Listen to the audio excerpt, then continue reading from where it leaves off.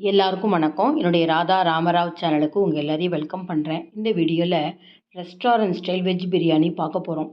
இப்போ இருக்க யங்ஸ்டர்ஸ்க்கெல்லாம் அந்த பிரியாணிங்கிறது ரொம்ப பிடிக்குது.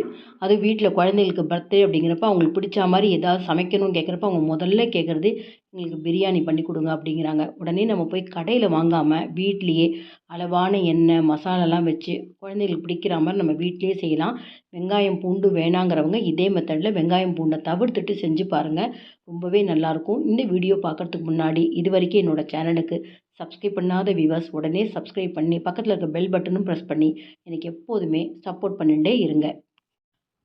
வெஜிடபிள் பிரியாணி செய்கிறதுக்கு இப்போ நான் காமிச்சிருக்கேன் பாருங்கள். 1 டம்ளர் நான் பாசுமதி அரிசியை 2 முறை நல்லா தண்ணியில் சுத்தம் பண்ணிவிட்டு ஒரு 10 நிமிஷம் தண்ணியில் ஊற வச்சுட்டுருக்கேன்.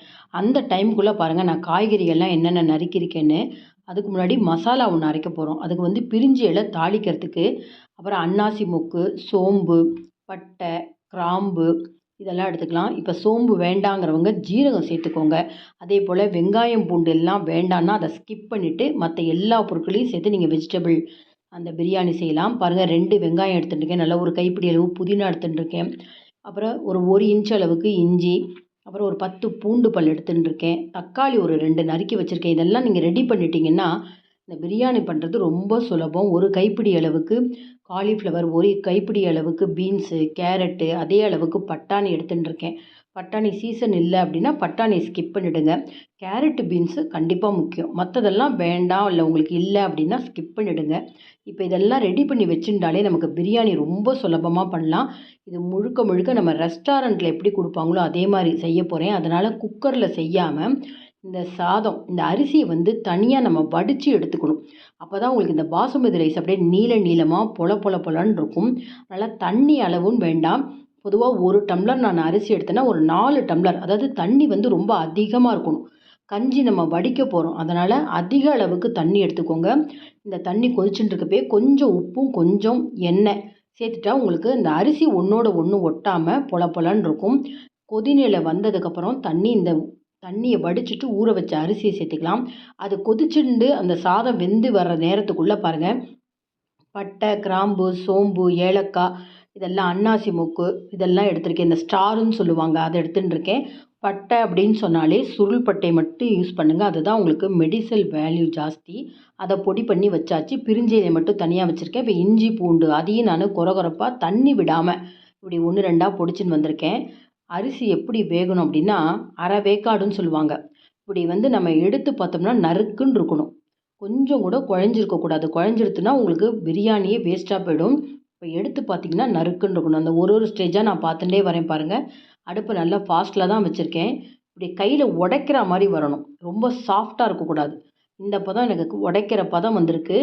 உடனே நான் வடிகட்டி வச்சு இந்த அரிசியை வடிகட்டுறேன் பாருங்கள். வடிகட்டி இதை நல்லா ஆற போட்டுடலாம். இப்போ அதே பாத்திரத்துலேயே நான் என்ன பண்ணுறேன், ரொம்ப கொஞ்சமாக தண்ணி விட்டு இந்த காய்கறிகளை கொஞ்சமாக வேக வச்சுக்கணும். ஏன்னா இந்த மசாலாவோடலாம் சேர்ந்து வேகாது. ஆல்ரெடி நம்ம அரிசியை வேற வேக வச்சுட்டோம். இதே நீங்கள் அரிசியோட காய்கறி சேர்த்தா வெந்துடும். நம்ம அரிசியை தனியாக வேக வச்சதுனால இந்த காய்கறி எல்லாம் மட்டும் நம்ம கொஞ்சம் உப்பு மஞ்சப்பொடி விட்டு ஒரு 5 நிமிஷம் நம்ம இதை சிம் ஃப்ளேமில் வச்சு வேக வச்சுக்கணும். இப்போ இந்த காயெல்லாம் சேர்த்துட்டேன். கண்டிப்பாக இந்த காய்க்குன்னு கொஞ்சம் உப்பு பிடிக்கணும். அதனால் நம்ம கொஞ்சமாக உப்பு சேர்த்துக்கலாம். பாருங்கள், ரொம்ப அதிக அளவு தண்ணி இருக்கக்கூடாது. இந்த தண்ணியை நம்ம வேஸ்ட் பண்ணாமல் பிரியாணி செய்கிறப்பையும் சேர்த்துக்க போகிறோம். கொஞ்சம் மஞ்சப்பொடி சேர்த்தா அந்த கலர் நல்லா மெயின்டைன் ஆகும்.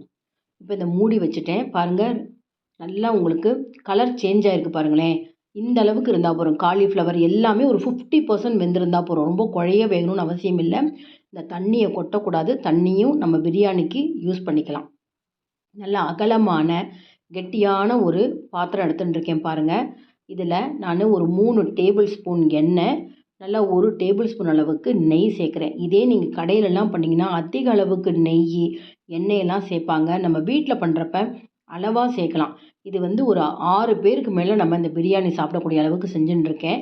பிரிஞ்சி இலை, இந்த பொடிச்சு வச்ச அந்த மசாலா பொருட்கள் இதெல்லாம் சேர்த்து நம்ம வதக்கினதுக்கப்புறம் ஒரு 3 பச்சை மிளகா, 2 வெங்காயத்தை நீல வாக்கில் கட் பண்ணியிருக்கேன். வெங்காயம்னா நல்லா நிறம் மாறணும். அதுக்கப்புறம் தான் இஞ்சி பூண்டு சேர்க்கணும்.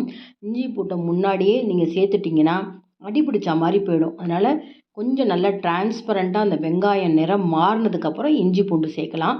அடுத்தது பாருங்கள், தக்காளி சேர்த்துக்கலாம். தக்காளியும் பார்த்தீங்கன்னா, எல்லாமே சிம் ஃப்ளேமில வச்சு பண்ணுங்க. நல்லா குழஞ்சு அந்த தோல் வர அளவுக்கு நல்லா வதங்கியிருக்கணும்.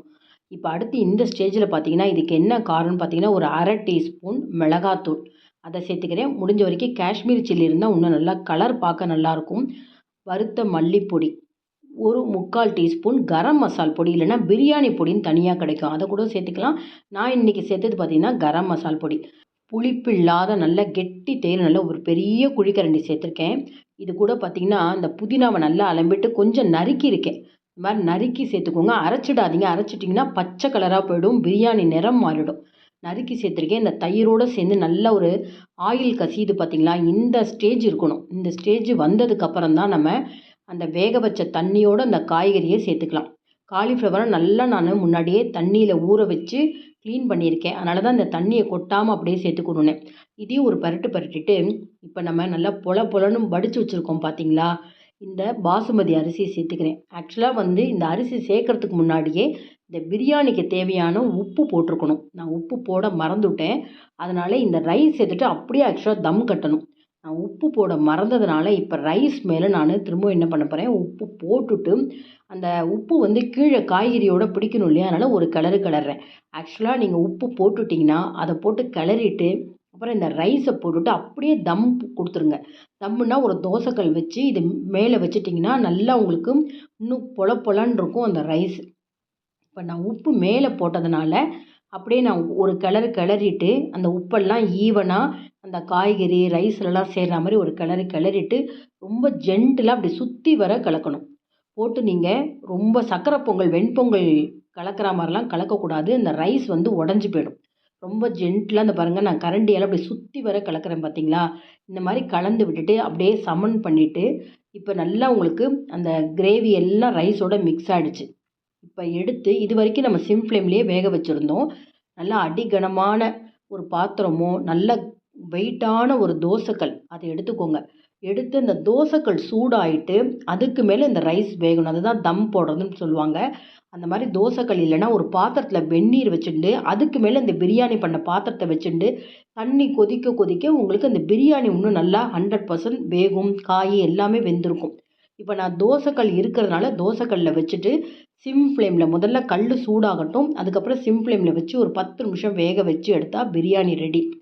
இந்த டைம்ல நான் பிரெட்டு சேர்ப்பேன். ஏன்னா, எங்க வீட்ல எல்லாருக்கும் பிரெட்டு சேர்த்தா தான் இந்த வெஜ் பிரியாணி ரொம்பவே பிடிக்கும். நீங்க ரெஸ்டாரண்ட்ல இந்த மாரி வந்து பிரெட்டு சேர்க்க மாட்டாங்க. இந்த பிரெட்ட என்ன பண்ணணும், எண்ணெயில பொரிக்கணும். பொரிச்சு நம்ம அந்த பிரியாணியோட சேர்க்கணும்.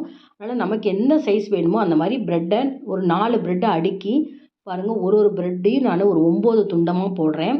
இத அப்படியே நம்ம கொஞ்சமா எண்ணெய் வச்சுண்டு பொன்னிறமா பொரிச்சு எடுக்கணும். நீங்க முழு பிரெட்டையும் பொரிச்சு எடுத்துட்டு அதுக்கப்புறம் கட் பண்ணணும்னு நினைக்காதீங்க. அது நல்லா இருக்காது.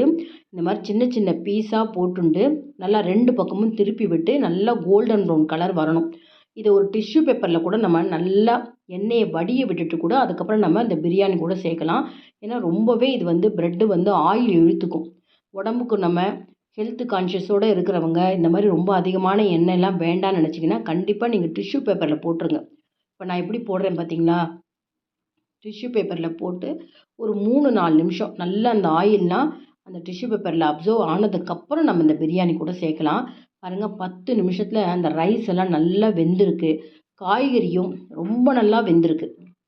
அதனால தான் நம்ம கண்டிப்பா டைரக்ட்டா நம்ம அடுப்புல வச்சு கிளறாம, இந்த மாரி தோசைக்கல் வச்சு அது மேல இத ஹீட் பண்றப்ப இந்த பாருங்க அடியும் பிடிக்கல.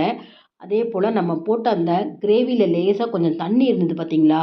அந்த பிரியாணி காய்கறியோட அந்த தயிர் எல்லாம் சாதத்தோட நல்லாவே சேர்ந்துட்டு, ரைஸும் நல்லாவே வெந்திருக்கும். இப்ப நான் ரைஸ் எந்த அளவுக்கு சாஃப்ட்டா இருக்கு அந்த பிரியாணி, அரிசி வந்து பாசுமதி ரைஸ் குழையவும் குழையாது. அதே சமயத்தில இப்படி எடுத்து பார்த்தோம்னா, நல்லா வெந்து குடுத்துருக்கு. நம்ம 50% தான் வேக வச்சிருந்தோம். இந்த பிரியாணி மசாலாவிலேயே உங்களுக்கு ரைஸ் இன்னுமே நல்லா வெந்திருக்கு. நம்ம அடுப்ப நிறுத்திட்டு, இந்த பிரெட் நமக்கு எந்த அளவுக்கு தேவையோ, நல்லா அது மேல செட் பண்ணுங்க. மேல செட் பண்ணிட்டு நெறைய கொத்தமல்லி தூவலாம்.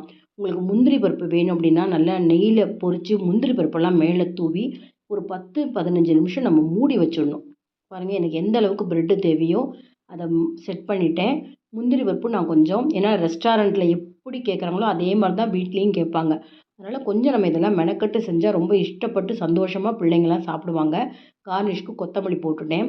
ஒரு 10 நிமிஷம் கழிச்சு இதை எடுக்கிறதுக்கு முன்னாடி நான் எப்படி ரெஸ்டாரண்ட்டில் செட் பண்ணி கொடுப்பாங்களோ, இதுக்கு ஒரு ஆனியன் ராய்த்தா, கொஞ்சம் தக்காளி, வெங்காயம், வெள்ளரிக்காய், கேரட் எல்லாமே நறுக்கி நான் கார்னிஷ் பண்ணியிருக்கேன். இப்போ எடுத்தும் காமிக்கிறேன் பாருங்கள். இந்த பிரெட்டு பார்த்தீங்கன்னா, எண்ணெயில பொரிக்கிறப்ப ரொம்ப மொறுமொறுன்னு இருந்தது இல்லையா? இந்த மாதிரி நம்ம பிரியாணி மேலே செட் பண்ணிவிட்டு மூடி வைக்கிறப்ப அந்த பிரெட்டு ரொம்ப சாஃப்டாகிடும் சாப்பிட்றதுக்கு. இப்போ எடுத்து நான் அந்த கப்பில் சர்வ் பண்ணுறேன் பாருங்கள். அந்த ரைஸ் எப்படி பொல பொலன்னு இருக்குது பாருங்களேன். அவசியம் நீங்கள் வீட்டில் குழந்தைங்க ஆசைப்பட்டாங்கன்னா, ஹோட்டல்ஸில் போய் நம்ம வாங்கி கொடுக்காம, குழம்பு ரசம் செய்கிறத விட இது வேலை ஜாஸ்தி தான். ஆனால் நம்ம குழந்தைகள் ரொம்ப சந்தோஷப்படுறாங்க அப்படிங்கிறப்ப நம்ம வீட்டிலேயே செஞ்சு கொடுக்கலாம். பாருங்கள் வீவர்ஸ், ரொம்ப பர்ஃபெக்டாக உங்களுக்கு எப்படி ரெஸ்டாரண்ட் ஸ்டைலில் புலாவ் ஆகட்டும், பிரியாணி எல்லாமே இதே மெத்தட் தான். ஃப்ரைட் ரைஸ் எல்லாமே அவசியம் நீங்கள் வீட்டில் ட்ரை பண்ணி பார்த்துட்டு கமெண்ட் பாக்ஸில் உங்கள் கமெண்ட்ஸை கொடுங்க. உங்கள் ஃப்ரெண்ட்ஸ் அண்ட் ரிலேட்டிவ்ஸ்க்கு இந்த வீடியோவை ஷேர் பண்ணுங்கள். பிடிச்சிருந்தா லைக்ஸ் கொடுங்க. இது வரைக்கும் என்னோட சேனலுக்கு சப்ஸ்கிரைப் பண்ணாத வீவர்ஸ் உடனே சப்ஸ்கிரைப் பண்ணி எனக்கு எப்போதுமே சப்போர்ட் பண்ணிகிட்டே இருங்க. இன்னொரு இன்ட்ரெஸ்டிங்கான ரெசிபீஸில் நம்ம பார்ப்போம். Thank you viewers.